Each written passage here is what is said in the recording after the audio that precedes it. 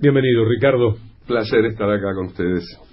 Ricardo Forster ha escrito La Sociedad Invernadero, punto de partida de la inspiración, es decir, cuando uno decide escribir un libro, ¿por qué, mirando qué? Dos motivos distintos y en tiempos distintos para la idea de la Sociedad Invernadero. Una, obviamente, esa metáfora extraordinaria que proviene de la experiencia de Dostoyevsky cuando a mediados del siglo XIX, estando en Londres, se encuentra con el famoso Palacio de Cristal, una exposición mundial, como se llamaban en ese momento, un palacio increíble que era un invernadero construido justamente por un diseñador de invernaderos de 500 metros de largo por casi 300 de ancho, donde se exponían las mercancías de aquellos tiempos y donde se iba una suerte de templo profano, laico, de esa revolución industrial que estaba en su apogeo. Iban decenas de miles de trabajadores y trabajadoras también, ¿no? El siglo XIX pugnaba por mostrar su progreso. La idea de que la burguesía y la revolución industrial eran lo más impresionante que había sucedido. Recordemos que ese siglo de exposiciones mundiales se cierra en 1889 en París, con la construcción de la famosa Torre Eiffel por el ingeniero Eiffel, que es algo así como la consagración de esa burguesía decimonónica, progresista, que creía que podía tocar el cielo con las manos, y a diferencia de los seres humanos de Babel, aquellos que creyeron que construían la torre para acercarse a Dios y que Dios les mezcló las lenguas, la burguesía del siglo XIX pensaba que era eterna, ¿no? Siempre que aparece el dinero aparece la concentración. La concentración puede generar el renacimiento, por ejemplo, es decir, en medio de la riqueza de los Médicis puede aparecer todo el arte y la consideración del arte. Sí, a veces cuando se quiebra una sociedad o una historia civilizatoria, lo que está dentro es una revolución estética, filosófica. Eso en gran medida fue el Renacimiento, ¿sí? Pero la revolución industrial lleva a estas consecuencias. El Palacio de Cristal eran exposiciones universales justamente que se hacían para mostrar el esplendor del siglo. Después está lo de París con la Torre Eiffel, no sé cuánta gente lo sabe, pero es la consecuencia de el deseo de París de mostrar su grandeza y su poder, y sobre todo el de ese siglo. Hay un famoso libro, una preciosa novela de Dickens, Historia de dos ciudades, donde Dickens muestra, y toda la literatura del siglo XIX, que por debajo del esplendor estaba la explotación brutal de los trabajadores, el trabajo infantil. Recordemos que en las minas de carbón de Inglaterra y en las fábricas textiles, Marx lo relata extraordinariamente bien, se produce un fenómeno de explotación gigantesca. Por un lado, las luminarias burguesas, la exaltación del progreso, y por el otro lado, los trabajadores y trabajadoras que comenzaban paulatinamente a organizarse. Eso fue el siglo XIX. Por un lado, en lo diurno, el sueño del progreso indefinido, y en lo nocturno, las miserias de ese sueño, ¿no? Ahí se iban dando las cosas. Explosión y brillo del capitalismo son los dos rostros. Vos fíjate que no deja de ser sorprendente, en un texto que es liminar de toda la tradición revolucionaria, que es el Manifiesto del Partido Comunista, o el Manifiesto Comunista de Marx y Engels del 47. En la mitad del siglo, claro. La primera parte del libro es un elogio de la burguesía. Es un elogio que parece increíble porque plantea que es la clase más revolucionaria hasta ese momento de la historia de la humanidad, que ha transformado radicalmente el mundo, que ha acabado con las formas arcaicas tradicionales, para después, en la segunda parte, plantear que se trata ya de una época donde otro actor social va a venir a derrocar a la burguesía. Pero eso es el siglo XIX también. Muy entre paréntesis en la nota, tan solo por si tenés una idea al toque. ¿Será verdad que Marx pensó toda su obra en función de la burguesía? Es decir, habiendo burguesía y habiendo desarrollo, ¿es que tenía que entrar a jugar el marxismo? Hay varios Marx, sería interminable. Hay un último Marx que empieza a tener una relación con lo que en aquellos años se llamaban los populistas rusos, una serie de cartas que se intercambia, por ejemplo, con Vera Zasulich, que era una gran revolucionaria de aquellas épocas, donde Marx comienza a ver que era posible, tomando la experiencia de los campesinos rusos, lo que era la comunidad, se llamaba el Mir, que era una comunidad donde la tierra era explotada en común, no había propiedad sobre la tierra, incluso por la relación de siervos que tenían los campesinos rusos. Pero Marx pensaba que esa comunidad, que tenía la forma de un protosocialismo, quizás podía ahorrar a Rusia el largo camino de la revolución burguesa, que recordémoslo fue horrible. La acumulación originaria, famosa en los siglos XVII y XVIII, significó la expropiación gigantesca de millones y millones de campesinos a los que se los sacó de la tierra, se les quitó sus herramientas y se los largó a esas nuevas ciudades industriales que se fueron construyendo. Entonces, dentro de eso, para Marx, obviamente la burguesía es una clase que viene a revolucionar la historia hasta ese momento, pero a su vez también es portadora del mal, de lo irracional, de la explotación, y obviamente está pensando en términos de otra alternativa. Quizás fue el gran pensador que sigue siendo actual respecto al capitalismo, ¿no? Volvamos a caminar por el Palacio de Cristal, Dale. Por el Crystal Palace, equipo de fútbol que ahora está en la 12ª posición en el campeonato inglés. Estamos caminando por un ámbito donde se concentra todo el poder que se había ido desarrollando, el poder material. Y ahí va a caminar Dostoyevsky, es el año 1862. Hacía unos 10, 11 años que estaba el Palacio de Cristal. Y Dostoyevsky empieza a caminar por ahí, ¿y qué está sintiendo? Dostoyevsky es un hombre de Rusia, es un hombre también de la tradición del cristianismo ortodoxo. Hay una anécdota extraordinaria de Dostoyevsky. En el año 48, él era un populista revolucionario. Fue apresado con otros compañeros y llevado al patíbulo. Cuando ya tenía la soga al cuello, llegó el indulto del zar. Ahí lo mandan a Siberia, ahí están sus famosas Noches Blancas, donde Dostoyevsky tiene una mutación anímica, espiritual, política, ideológica, y se convierte en un pensador de lo que podríamos llamar la derecha eslavófila, o sea, reivindica la tradición eslava, mira con mucha sospecha a Occidente, y es el gran Dostoyevsky de los hermanos Karamazov, de los demonios, de Crimen y Castigo. Eso para no mirar con prejuicio a veces la relación que hay entre la ideología de un escritor o un artista y su obra, porque efectivamente ese Dostoyevsky va yendo hacia posiciones muy conservadoras. Eso hace que cuando viaja hacia Occidente también se encuentra con un mundo que está en mutación brutal y no le gusta lo que ve, porque ve una sociedad que se masifica, ve una sociedad que pierde sus tradiciones, sus raíces, que pierde incluso la religiosidad. Te cuento una anécdota que te va a interesar. Un hombre de la herencia de Dostoyevsky fue el gran cineasta Tarkovsky, quizás uno de los cineastas más impresionantes que produjo la Rusia en la época de la Unión Soviética todavía.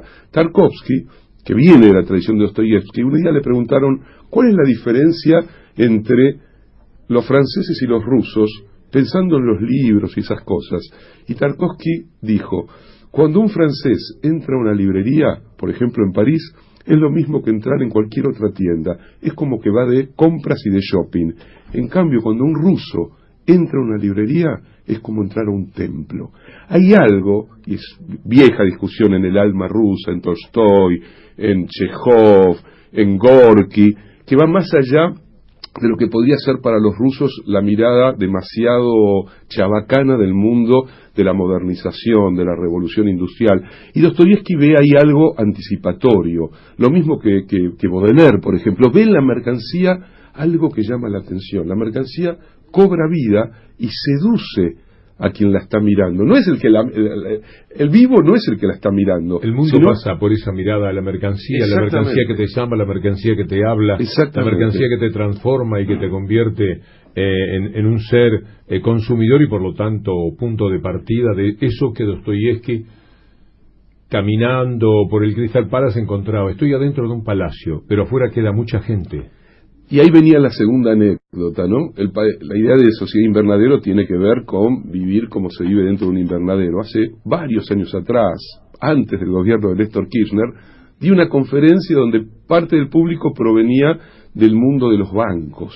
Y al salir de esa conferencia, un poco rara, con empresarios y qué sé yo, se me acerca un gerente de un banco y me dice, apesumbrado, me dice, te escuché muy atentamente y la verdad, nuestro problema es que nuestros hijos viven todo el año a 24 grados de temperatura, que van a los colegios donde van los hijos de nuestros amigos, que vivimos en countries y que a nosotros somos como la aceituna.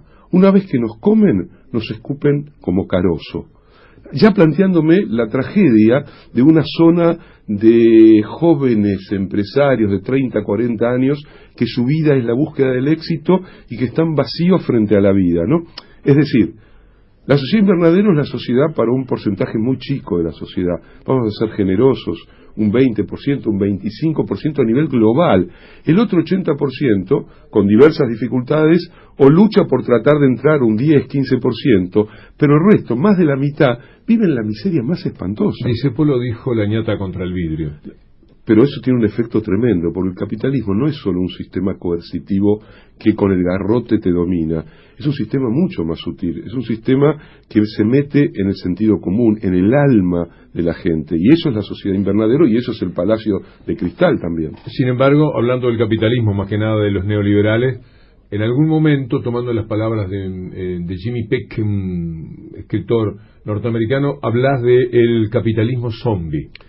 Es que, a ver, hay una idea muy fuerte que el capitalismo, Marx lo pensaba como un sistema irracional, que tendía a producir una anomia permanente en la sociedad, pero desde hace 40 años y con el triunfo del neoliberalismo, hay una suerte de aceptación de un sistema casi genial, que tiene todo capturado, que va hacia donde quiere, y la verdad que el capitalismo está loco. El capitalismo ha enloquecido y en su enloquecimiento está arrasando no solamente con la vida social, porque la está fragmentando, desocializando, sino que está arrasando con el ambiente, está generando una situación de no retorno. Hoy leía una nota que han refinado los cálculos sobre el calentamiento global y parece que es todavía peor de lo que se decía.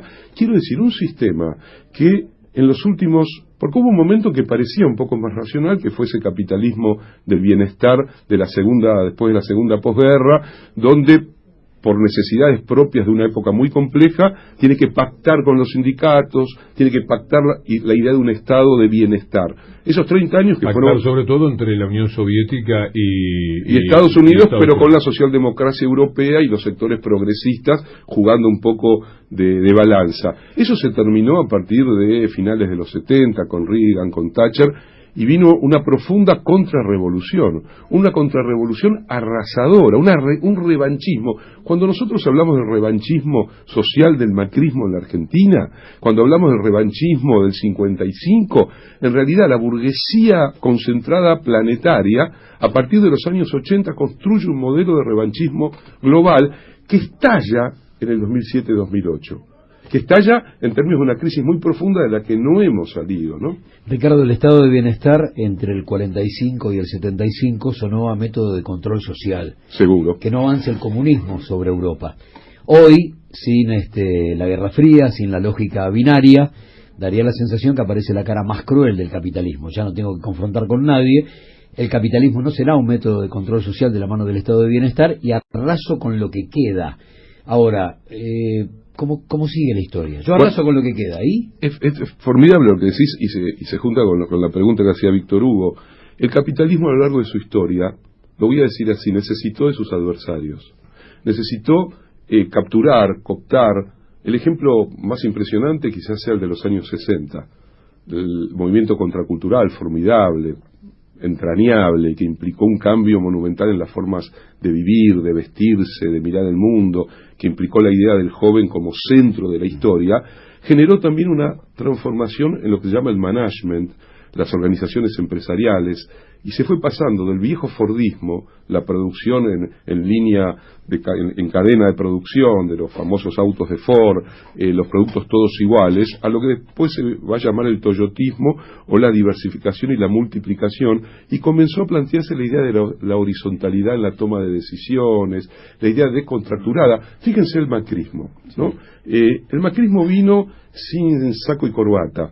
Vino a decirle a la sociedad que era políticamente correcto, que meditaba, que tenía una actitud casi de budismo zen frente al mundo y que con una sonrisa se podía transformar la vida y que el éxito, la felicidad y que había que abandonar el pesimismo, el pensamiento crítico. Bueno, eso en realidad proviene de una interpretación bastante capciosa de las energías liberadas en los años 60, pero también en la posguerra se aprende de la idea de control estatal, incluso en Francia se hace cogestión obrero-empresarial, la socialdemocracia europea provenía de la tradición socialista. Ese capitalismo que tomaba y transformaba, hoy en realidad está solo y tiene una lógica de lo ilimitado y se devora todo. Ahora, devora. ¿Terminará como el macrismo está terminando entre nosotros?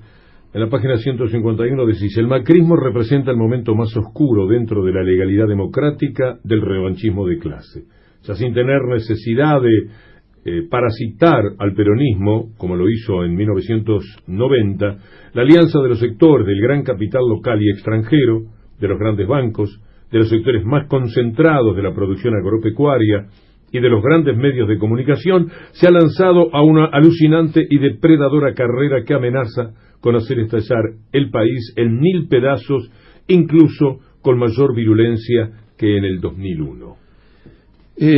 A ver, es difícil hacer profecías y tampoco me parece que sea razonable, pero cualquiera con sensibilidad y con cierta atención se da cuenta que hoy estamos viviendo, ya no solo en la Argentina, creo que cada una de esas palabras podríamos suscribirlas perfectamente. El macrismo incluso se quiso devorar la brutal derrota del 11 de agosto, generando de nuevo zozobra social, miedo, preocupación, ¿no? Es impresionante, una elección extraordinaria donde la mitad de la sociedad, en realidad más, porque habría que sumar los votos de la Baña, de las izquierdas y demás, le dijeron basta a un proyecto destructivo. Y sin embargo, aparece de nuevo con esta lógica del arrasamiento. El sistema es un sistema de arrasamiento. Ahora, la crisis del capitalismo es una crisis terminal. Estamos a la vuelta de la crisis, a la vuelta a la esquina de esa crisis. La verdad que no lo sé. ¿Hay alternativas? Eso tendrá que inventarlo la humanidad, no sé. Capaz que estamos yendo hacia una catástrofe de una oscuridad espantosa. Capaz que no. Lo cierto es que hoy sí tenemos que atender al día a día y la política es finalmente discutir las miserias, las contradicciones y los conflictos ahora, no pensando 40 años adelante, porque si queremos pensar 40 años adelante no me atrevo a imaginar qué va a suceder con el planeta. Sí puedo imaginarme qué va a suceder el 27 de octubre en la Argentina, y eso sí me da optimismo. Cuando hablamos de crisis del capitalismo, por ahí es lo más parecido a te roban el auto, vas a la comisaría a hacer la denuncia y el tipo que te toma la denuncia es el que te robó el auto. ¿El capitalismo está en crisis o es la crisis? A ver, es cierto, porque la crisis también, que es una experiencia recurrente en el capitalismo, le ha permitido salir más concentrado. De toda crisis el capitalismo y las grandes corporaciones salen más poderosas. Pero también es cierto que hay crisis en las que el capitalismo se enfrenta a momentos muy, podríamos llamarlo límites, ¿no? La crisis que significó la Primera Guerra Mundial, la crisis del 29-30. Lo que pasa es que el capitalismo ha salido de todas sus crisis históricas y de los cambios de hegemonía con un nivel de violencia muy profundo. La caída de la hegemonía inglesa, a partir del comienzo de la Primera Guerra Mundial sobre todo, implicó 2 guerras mundiales con más de 100 millones de muertos, campos de exterminio, bombas atómicas. El capitalismo es depredador, el capitalismo es violento. Yo la verdad que no creo en un capitalismo serio. Para mí el capitalismo contemporáneo es un sistema horroroso que por supuesto tenemos que seguir encontrando la vuelta para tratar de vivir mejor hoy. Se le encontró la vuelta, Ricardo, porque América Latina supo por lo menos ponerle un dique, que es cuánto se puede hacer, me da la sensación en cómo el mundo está organizado. Y a eso es a lo que tenemos que apuntar, absolutamente, a poner diques de contención a tanta insidia, ¿no? Hay una parte en la que hablas del ciudadano consumidor que es apasionante. ¿Por qué el consumismo es la palabra que va? Capitalismo inmediatamente va al lado. Por otro lado, yo digo, ¿cómo destrabar que nosotros estamos pugnando para que el país vuelva a consumir, que la Argentina vuelva a consumir? Yo me lo decía muy modestamente, que una cosa es el consumo que propiciamos para la gente que poco tiene, que nada tiene, y otra cosa es el consumismo, que es aquello de vivir para consumir porque es lo único que se te ocurre hacer con tu vida. Se trata de eso. Absolutamente. A ver, no es sencillo abordarlo porque en países como el nuestro, o en Bolivia, o en Venezuela, o en Brasil, hay que reparar el daño brutal de un capitalismo depredador, el daño que significa no simplemente no tener acceso al consumo. literalmente, como lo estamos viendo en la Argentina, quedar fuera de la vida, quedar en la exclusión y muchas veces incluso en el hambre. Por lo tanto, todo sistema de matriz democrático popular tiene que dar una respuesta y no puede eludir también la incorporación de una masa crítica de esos excluidos en el mercado de consumo. La gran pregunta es cómo se logra sostener en el tiempo un proceso que va transformando la mentalidad de los nuevos ciudadanos consumidores, porque si algo no es el acceso al consumo, generador de solidaridad social, de altruismo y de una visión colectiva de la vida, tiende a producir autorreferencialidad, egoísmo. Contra eso hay que lidiar, pero yo diría, así como, y esta es la parte optimista, no hay ningún sistema que sea eterno. Quiero decir, por suerte, eso nos permite entender que el capitalismo, tal cual hoy se está expresando en su forma neoliberal, no es eterna. Tampoco es eterna la idea de un proyecto que quiera transformar democrática y popularmente una sociedad. Siempre se va a enfrentar con sus contradicciones, sus limitaciones, pero eso es la historia y no está mal que sea así. No hay eternidad para un sistema político como no lo hay para un individuo. Le preguntaron hace poco tiempo a Juan Carlos Monedero Sí. qué había pasado en la región que luego de gobiernos populares que transformaron claramente la realidad de su pueblo, para mejor por supuesto, porque después la derecha llega de la mano de los votos, de la mano de la urna. Y una de las respuestas que dio Monedero fue porque mientras se avanzaba en derechos, se construyeron nuevos consumidores y no nuevos sujetos de derecho. ¿Estás de acuerdo con ese análisis? ¿Va por ahí? Sí, pero al mismo tiempo es una tensión de muy difícil resolución. Cuando el querido y entrañable Ernesto Laclau planteaba que la sociedad no se completa nunca, que siempre está en estado de incompletud, de conflicto y de contradicción, quería decir también que no hay ningún sistema político que alcance a cerrarse de tal manera que ya no entre en contradicción y en crisis.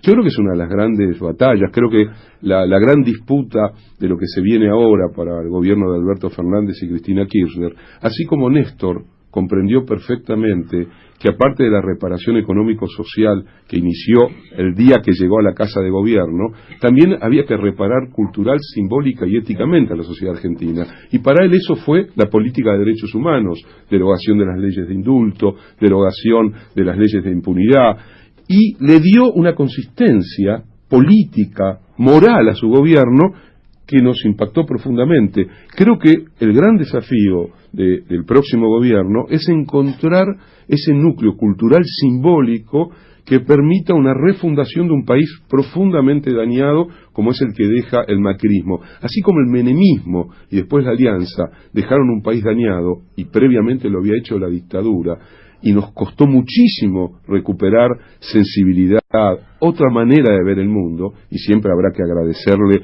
a los movimientos de derechos humanos y particularmente a las madres y a las abuelas que impidieron que la Argentina entrara en una zozobra ética absoluta, porque devolvieron legitimidad moral a esta sociedad.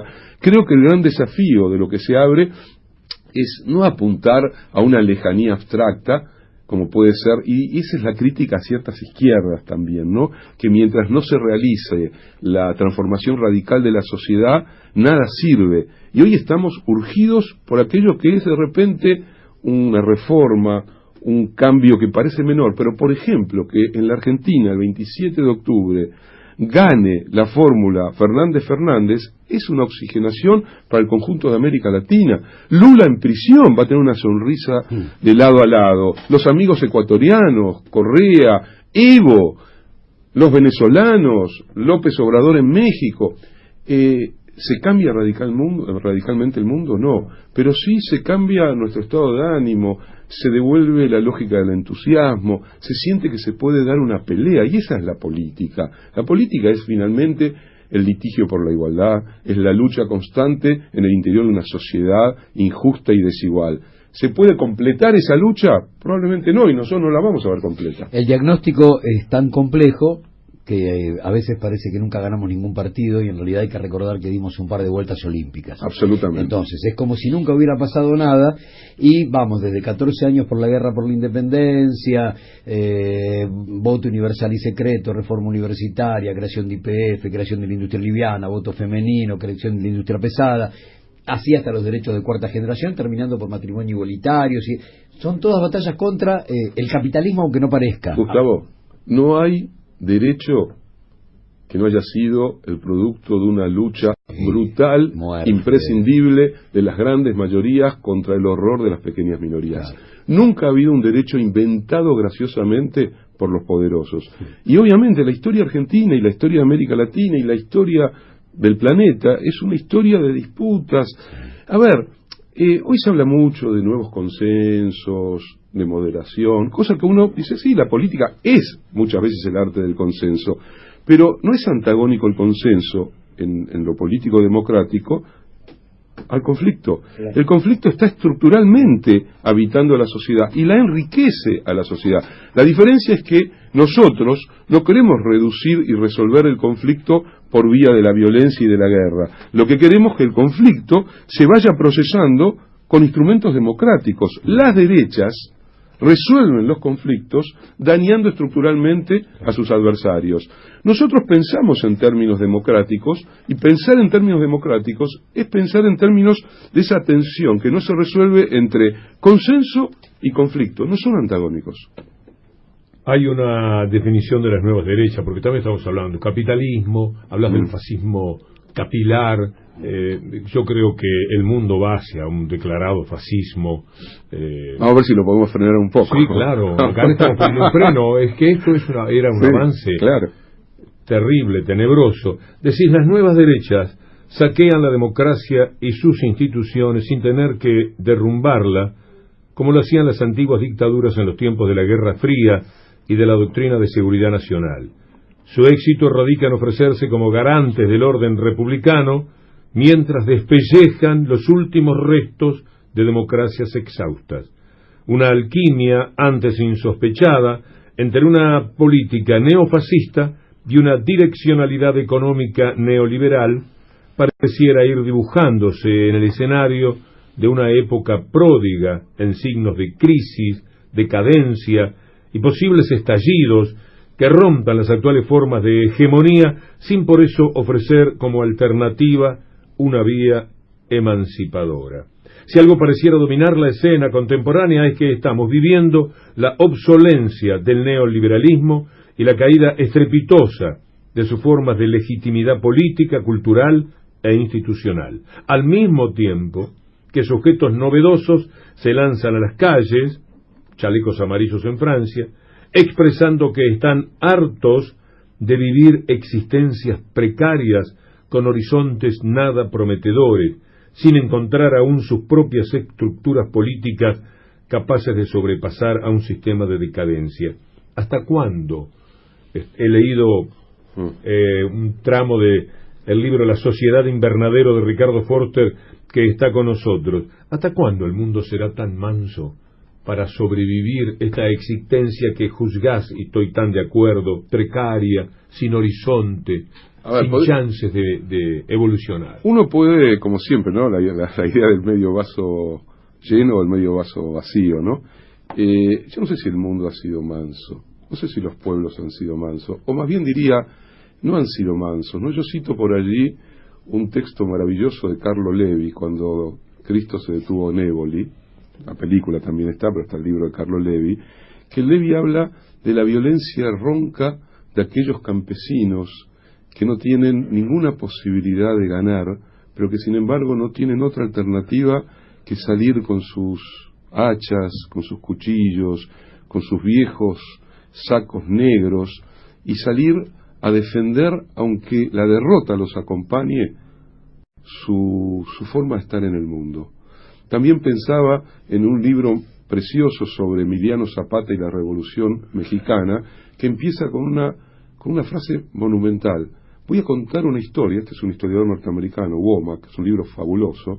Voy a contar una historia de unos campesinos que salieron a hacer una revolución para que su vida siguiera igual. Es decir, querían conservar sus tradiciones consuetudinarias.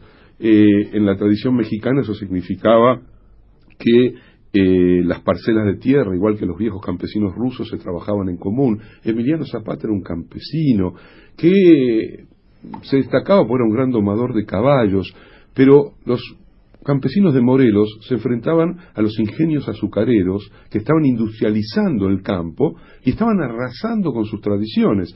Entonces, ¿cómo juzgar esas luchas? ¿Cómo juzgar la lucha de Espartaco, que era una lucha derrotada, el viejo Espartaco ahí que rebeló a los esclavos durante el Imperio Romano? Me parece que son acumulaciones, ¿no?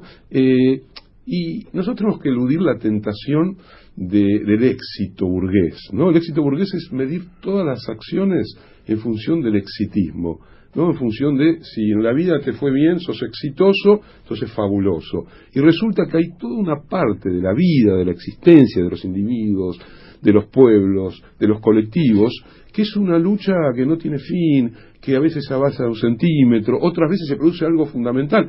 A ver, la Revolución Rusa pudo haber terminado en la decadencia y en el final de esa experiencia de 70 años. Pero ¿quién te quita lo bailado?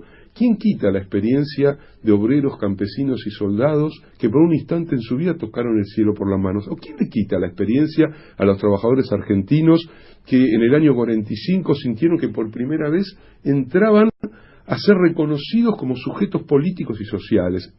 ¿Quién nos quita a nosotros que vivimos 12 años de una intensidad política única y que sentimos que era posible reparar la memoria de los asesinados por la dictadura? A eso apunto, ¿no? La esperanza. Yo he visto muchos equipos chicos ganar un partido, pero la realidad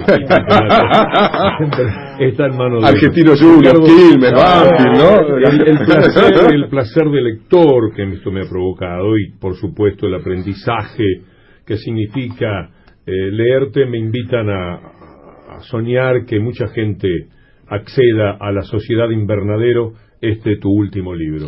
Un placer, ojalá que tengamos nuevos pretextos para una charla como esta que a todos nos permite, incluyo a la audiencia también, pero particularmente a nosotros, mejorarnos. ¿Puedo decir algo nomás? Sí.